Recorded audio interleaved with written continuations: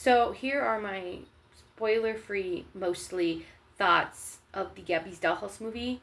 Now, I went to the last showing, I'm pretty sure, for Gabby's Dollhouse this weekend.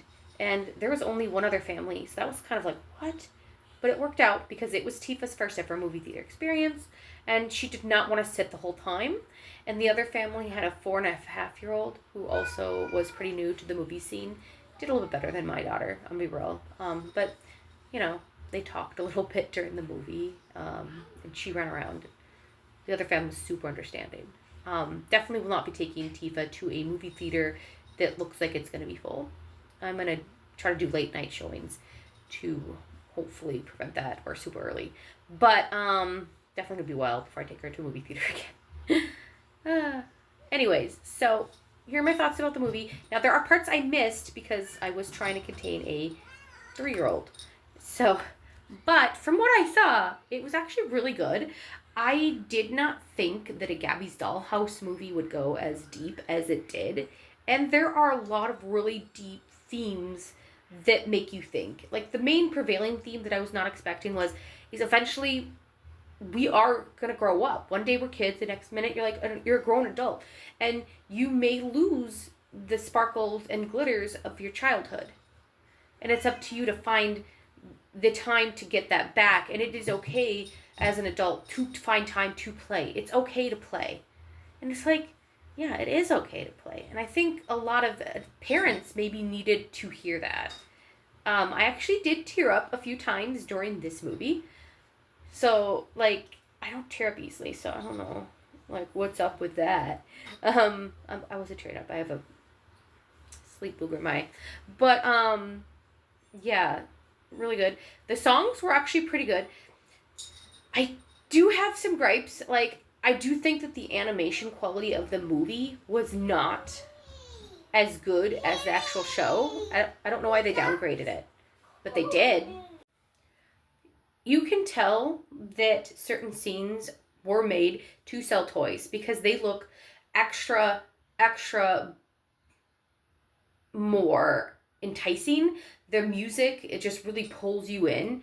And those scenes seem to hold my 3-year-old's attention so much more than the other scenes. And when I looked up on Amazon after the movie, at Gabby's Dollhouse movie toys, the sets that they had were specifically catered to those song sets. I'm just saying. Speaking of, songs were really good. For the most part, there is a Skippity Cat song that is terrible, but it is in the credits, so it's like, whatever. The other thing I really noticed that this movie was clearly doing, in my opinion, is at the very end, this is the only spoiler I'm going to give you, and it's not really like a huge spoiler, but like, at the very end, it reveals that Gabby and her grandma are working on a new dollhouse, and it is dog themed, and it is for Gabby's little sister. So, I don't know if they've announced it. I'm not out going and searching Gabby's Dollhouse information typically, but it seems to me like they are probably gearing for a spinoff, which may eventually take over Gabby's Dollhouse, which I'm feeling, because like the whole movie is her dealing with the aspect of grown up, because like grown up theme is there. And it's like, will I someday grow up and stop playing with toys? You know, is that going to happen? Will the magic be lost? And she is like, 16, 17 years old. So surely eventually she will have to stop the show. So I feel like maybe this movie was to sell toys and also to start a setup and a hint towards a new spinoff, which may become the new thing. It would be sad a little bit if Gabby's Dollhouse stops being a thing and they replace it with the dog theme stuff, because Tifo really loves cats. But I'll also be really irritated if the doghouse becomes a thing, because that's just another money thing, and I am not buying a doghouse. I am not buying a dollhouse. I just won't. If a family member wants to get her that for Christmas some year, sure. But I will not be shocked if that is going to be new merch within a year or two. Will not be shocked at all. So, yeah. But yeah, all in all, I do plan to watch it again when it goes on Netflix, because I'm sure it will, because the show's on Netflix. And I do think, don't quote me wrong, I think there might be another season they said they might be making. So there's at least one more season. But don't quote me on that. So, yeah, definitely will watch it. I'll probably get it on Blu-ray if it comes out on Blu-ray because my daughter really did like it. Um, and it was a really good first movie. It wasn't perfect. Kristen Wiig, I'm not usually a fan of her movies. I liked her in SNL, but loved her in this movie. She was really funny, and I did like her plot line, which heavily tied in with the losing your sparkle and glitter.